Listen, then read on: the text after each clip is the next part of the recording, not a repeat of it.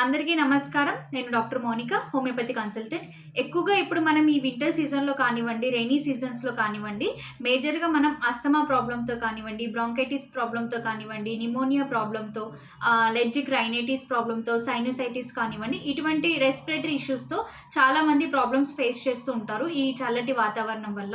So, అలాంటి వాళ్ళు ఎలాంటి ప్రికాషనరీ మెజర్స్ అనేటివి మెయింటైన్ చేయాలి అనే దాని గురించి చెప్తానండి.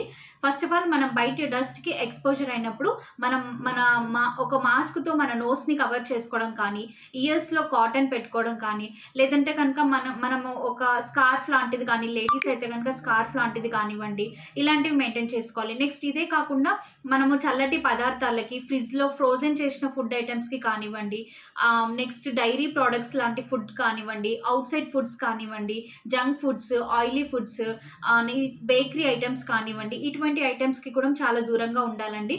చాక్లెట్స్, బిస్కెట్స్ ఇవి కూడా తీసుకోకూడదు. సో, ఇవే కాకుండా మనకి తీసుకునే ఫుడ్ ఆహారం విషయంలో అయితే గనక వెజిటబుల్స్‌లో చింతపండు పులుపు లాంటిది కానివ్వండి, మనకి దుంప కూరలు కానివ్వండి, నెక్స్ట్ గోంగూర, పులుపు పదార్థాలు ఏవైతే ఉంటాయో వీటికి కూడా చాలా దూరంగా ఉండాలి.